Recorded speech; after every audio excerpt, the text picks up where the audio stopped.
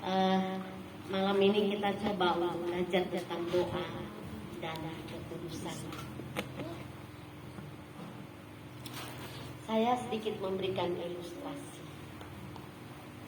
tentang cerita yang pernah kita tahu. Dalam perjanjian lama waktu Musa harus berhenti jejaknya, tidak boleh melanjutkan jalannya, karena Tuhan bilang tempat di mana engkau injak itu adalah tempat yang kudus.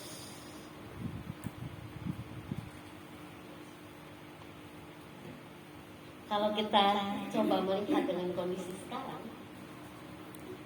ada banyak orang Kristen mau jalan tol, mau berdoa saja tanpa dia melihat hidupnya berkenan di mata Tuhan atau tidak. Karena mereka bilang begini, oh Tuhan maha kasih, Tuhan maha murah. Betul, tetapi ada persyaratan. Persyaratan bagaimana kita ada dalam persekutuan yang indah dengan Allah kita, karena Allah kita adalah Allah yang kudus. Dan persyaratan itu diberikan kepada kita orang percaya yang sudah ditebus olehnya, sudah dikuduskan olehnya. Jadi jangan sampai kita abaikan persyaratan itu. Dalam perjanjian lama, Bapak Mama, saudara-saudara terkasih, dalam kitab Keluaran, kitab Imamat, banyak sekali bercerita khusus tentang Allah yang kudus. Maka kita harus kudus. Semua peralatan yang dipakai oleh imam-imam harus kudus, karena Allah yang mereka sembah adalah Allah yang kudus. Tempat yang mereka gunakan harus kudus, dan seterusnya. Ya. Saya malam ini mau memulai bahwa dalam kehidupan kekristenan, kehidupan doa itu tidak bisa dipisahkan dari kekudusan. Dalam kehidupan kekristenan kita, sekali lagi, doa itu tidak bisa dipisahkan dari kekudusan. Tuhan Yesus dengan tegas mengingatkan bahwa seseorang yang ingin berdoa wajib datang dengan kekudusan. Markus 11 ayat yang ke-25. Datang dalam kekudusan. Pengertian kudus, pengertian yang benar tentang makna kata kudus dalam konteks iman Kristiani akan sangat diperlukan dalam membangun kehidupan doa yang bertumbuh. Kalau kita tidak tahu tentang arti kudus itu, maka kita akan tidak pernah bertumbuh dari dalam kehidupan doa kita. Kata kudus dalam bahasa Ibrani itu kados. Dalam bahasa Yunani itu hagios, yang mengandung makna dasar ialah pemisahan benda atau orang atau kelompok orang tertentu dari lingkungan sekitar. Kekudusan juga mengandung makna kemurnian moralitas. Umat percaya harus berbeda dengan orang yang tidak percaya. Itu yang namanya kemurnian moralitas. Standar hukum-hukum Allah yang mencerminkan karakter ilahi harus ada dalam hidup orang percaya.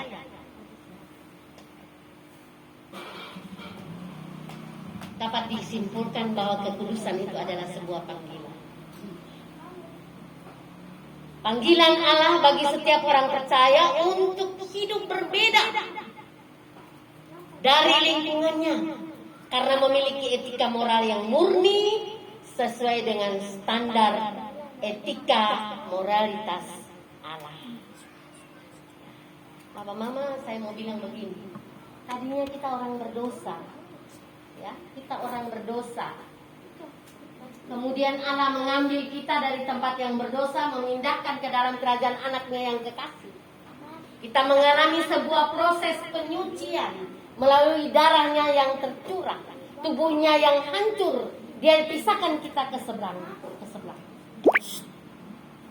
kita dipisahkan dari orang-orang yang tidak mau bertobat, yang hatinya keras. Ya. Kita dipisahkan, kita dianggap oleh Tuhan dari lumpur dosa melalui sebuah proses yang Allah lakukan. Jadi pengudusan itu bukan dari diri kita. Kalau kita mau hidup kudus itu sebenarnya bukan dari kita, karena kita orang berdosa. Kita diproses oleh Allah, bukan oleh kita. Kita orang yang berdosa ini diangkat dari lumpur dosa, dipindahkan melalui sebuah proses datang kepada orang yang berkenan kepada Tuhan. Kita baru saja melewati kan minggu-minggu sengsara. Kita baru melewati juga minggu-minggu kemenangan, dan sekarang masih ada di minggu kemenangan. Kita melewati sebuah proses. Persoalannya begini, kita mau terima panggilan kita sudah diangkat, pindah dalam kerajaan anaknya, kemudian kita mau kembali lagi. Ini yang terjadi. Kita misalnya mau pertahankan apa yang sudah Tuhan buat untuk kita. Kita sudah dikuduskan, kita sudah disucikan, kita sudah dikhususkan dari orang-orang yang berdosa. Kita sudah diangkat dari lumpur dosa itu, disucikan, dibasuh bersih melalui pengorbanan dirinya, dan kita dibawa dalam kerajaan anaknya yang kekal. Tapi ada banyak orang Kristen berontak, kemudian tidak mau tinggal di situ. Dia mau kembali pada hidup yang lain. Ini banyak kali terjadi. Kekudusan dan perspektifnya, kekudusan itu sebenarnya merupakan atribut atau sifat Allah, bukan sifat manusia. Saya mau bilang, kekudusan itu adalah atribut atau sifat Allah, bukan sifat kita orang berdosa. Itu sifat Allah sendiri. Kekudusan adalah milik Allah. Dan tanpa kekudusan kita tidak dapat mengharapkan kehadiran Allah. Itu dicatat dalam 1 Samuel 2 ayat yang kedua. Tanpa kekudusan kita tidak merasakan arti kehadiran Allah. Karena kekudusan itu adalah milik Allah, dan tanpa kekudusan kita tidak dapat. Itu atribut Allah dalam 1 Samuel 2 ayat 2. Kekudusan juga adalah kesempurnaan moralitas Allah. Kesempurnaan moralitas Allah yang tidak terbatas. Itu dicatat dalam Habakuk pasal 1 ayat yang ke-13. Jadi kekudusan itu merupakan sifat atau atribut Allah. Allah sendiri yang kudus. Kita tidak. Kekudusan itu milik Allah. Karena itu tanpa kekudusan Allah tidak hadir. Itu dikatakan oleh Samuel, 1 Samuel 2 ayat 2. Dan kekudusan itu adalah kesempurnaan moralitas Allah yang tidak terbatas. Itu dicatat dalam Habakuk pasal 2 pasal 1 ayat yang ke-13. Bapak Mama saudara-saudara yang dikasihi Tuhan, semua yang berhubungan atau segala sesuatu yang mau dipakai oleh Allah itu terlebih dahulu harus mengalami pengudusan, penyucian. Kita lihat itu dalam Perjanjian Lama. Persembahan saja harus kudus. Karena itu jangan ketong tukar uang di warung baru ketong bawah untuk Tuhan. Persembahan harus kita gumuli, kita doakan, kemudian kita bawa. Minta Tuhan kuduskan persembahan saya. Tuhan tidak tuntut banyak, tidak tuntut jumlah, tetapi bagaimana kita melewati sebuah proses. Kita sungguh mempersiapkan persembahan yang baik, yang benar, yang tepat. Itu dalam Imamat 19 ayat 8 ditulis di situ. Tanah atau tempat juga dikuduskan karena kehadiran Allah di situ. Keluaran 3 ayat 5, Yosua 5 ayat 15. Saya percaya tempat ini sudah Tuhan kuduskan, ya Nona Atta. Sudah Tuhan kuduskan. Itu sebabnya kita ada di sini. Hadirat Allah ada di sini. Harus yakin. Tempat yang kita pakai di sini merupakan tempat kudus Allah. Kalau kita ke gereja, itulah tempat kudus Allah, kita ada di sana. Jadi jangan berkelahi dalam gereja. Jangan juga berkelahi dalam persekutuan. Karena di sini tempat kudus. Allah hadir di sini.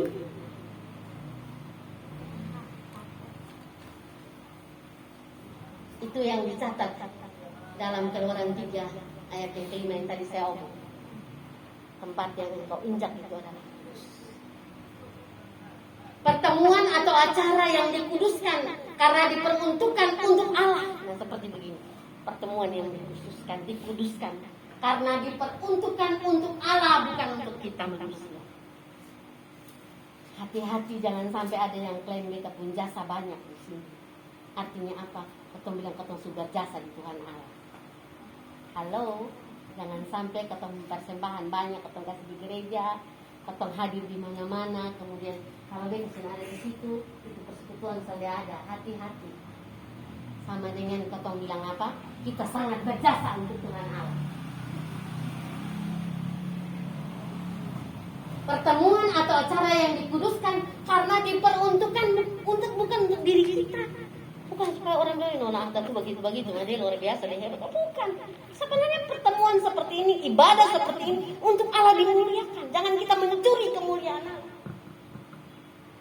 Kalau ketemu sendiri dipuji, di sekitar sini, ketemu lupa terima kasih, di sekitar sini, dia bilang kasihan ya. Terus untuk terima kasih sama kita. Oh iya, kita mana? Bahasa kasarnya apa? Jongos. Jongos, hamba itu jongos. Jongosnya siapa? Jongosnya Tuhan. Itu jadi hamba-hamba orang tidak, yang sebenarnya lu dihargai atau tidak, tetap ada di rumah Bapak, melayani Bapak itu jauh lebih daripada kita tuntut hormat dari manusia. Jangan suka tersinggung. Ada sabat atau waktu istirahat yang dikuduskan untuk Tuhan. Dalam perjanjian lama itu selalu dibilang, ya, dalam Imamat 19 ayat 30, memelihara hari sabatku, menghormati tempat kudusku. Dikuduskan untuk Tuhan. Jadi kadang-kadang kau bilang, sudah beta jalan-jalan, beta mau pergi istirahat di sana lolo. Beta juga perlu senang-senang. Tidak salah. Tapi itu juga dipakai untuk apa? Tuhan. Kemarin ada yang di Sabu, melayani di Sabu sampai di Rai 2, nona ada. Artinya kita jalan-jalan, tapi di sana ada nilainya, ada muatannya. Daripada pergi pulang nol ke box, ada apa-apa, satu jiwa justru yang di bawah. Artinya itu waktu istirahat kita pakai untuk apa? Kemuliaan Tuhan. Kemuliaan Tuhan. Tidur di rumah pun pakai untuk kemuliaan Tuhan. Jangan tidur sambil mengomel. Susun bisa lihat orang tidur sedikit. Orang perlu istirahat, lu mengomel, terus mengomel. Artinya apa? Tidak memuliakan Tuhan. Mau tidur saya pakai acara mengomel. Padahal Tuhan bilang hari Sabat atau waktu istirahat itu harus dipelihara, harus dihormati, karena di situ ada Tuhan. Di mana-mana Tuhan hadir. Tempat atau peralatan, nah ini yang dikuduskan agar tidak tercemar karena akan dipakai untuk memasak persembahan bagi Tuhan, itu ada dalam Keluaran 29 ayat 31. Pakaian-pakaian Harun dan lain-lain itu semua juga dikuduskan, dikhususkan.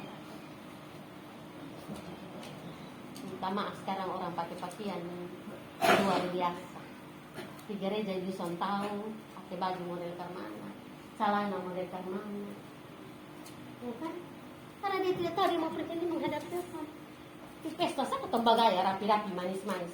Menghadap Tuhan kok ketemu bikin aneh-aneh. Baru ketemu bilang begini, Tuhan kan sudah lihat ketemu pakaian. Baru di gereja Tuhan lihat apa? Selain hati Tuhan lihat kita. Apakah cara kita berpakaian ini memuliakan Tuhan atau tidak? Yang sampai duduk sudah tahu sampai di mana-mana apa. Pakai sekarang mama-mama dong, apa lagi pakai baju pendek-pendek. Ini minta maaf, ada mama-mama yang aduh, ABG stok lama orang bilang. Iya, susun tahu tempat lagi. Pakai baju mini. Kadang-kadang pas lihat orang pakai baju, itu aneh. Makanya dia muda pakai begini. Tua baru dia mulai begini. Kalau nona bagai silakan. Itu memang dong zaman. Masih nona muda nah. Biar kau dong bagai daripada setua. Suka dalam warsa baru mau bagai ya. Kan susunnya pas. Mama pakai baju mini. Baru nanti togor dong memang. Begini mah beta ada pakai short dari dalam mah. Beralasan lagi. Coba. Padahal dalam catatan kasih pakaian harus kudus. Kalau zaman perjanjian lama ini semua peralatan yang ada termasuk ini yang ada di sini, ya kan, keyboard yang ada. Ini kita sudah berdoa, kita minta Tuhan kuduskan supaya dipakai untuk kemuliaan Tuhan.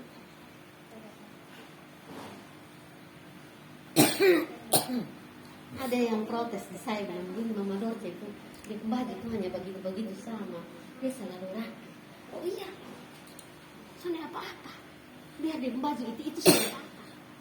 Tapi bukan ini di pestanya Tuhan soalnya bilang harus baru tiap hari. Hatimu yang harus baru tiap hari, bukan pakaianmu yang baru tiap hari. Hatimu yang harus diperbarui dari hari ke hari. Karena Allah mau kita dikuduskan dari waktu ke waktu. Dalam Injil Yohanes pasal yang ke-17 dia berdoa bahwa dia menguduskan dirinya sendiri untuk kita orang berdosa. Baca baik-baik ya dalam doanya Tuhan Yesus. Yohanes pasal 17. Dia menguduskan dirinya untuk kita supaya kita kudus. Supaya kita berkenan kepada Tuhan. Supaya kita memuliakan Tuhan. Nah ini kalau orang berdoa minta ampun.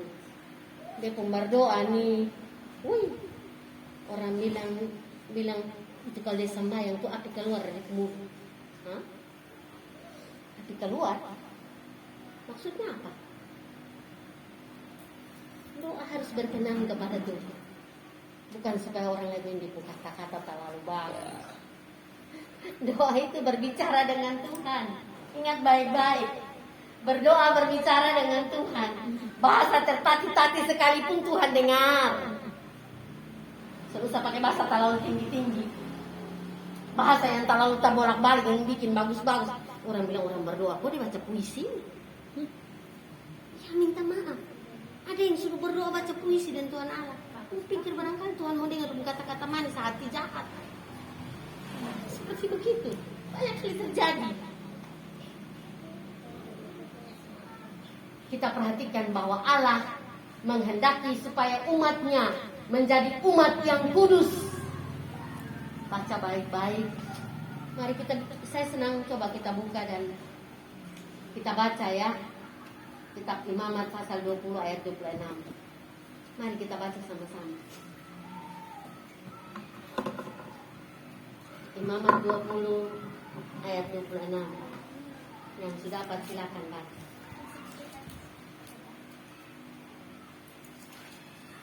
Imamat 20 ayat 26. Kuduslah kamu bagiku sebab aku ini Tuhan kudus, dan aku telah memisahkan kamu dari bangsa-bangsa lain supaya kamu menjadi milikku. Sekali lagi. Kuduslah kamu bagiku sebab aku ini Tuhan kudus, dan aku telah memisahkan kamu dari bangsa-bangsa lain supaya kamu menjadi milikku. Amin. Imamat 20 ayat 26. Jadi Tuhan mau kita kudus. Karena kita sudah dikuduskan, sudah dipisahkan. Kita berbeda dengan orang dunia. Kita miliknya yang sudah dikuduskan oleh Dia, dikhususkan untuk Dia, dipakai oleh Dia untuk kemuliaan namanya.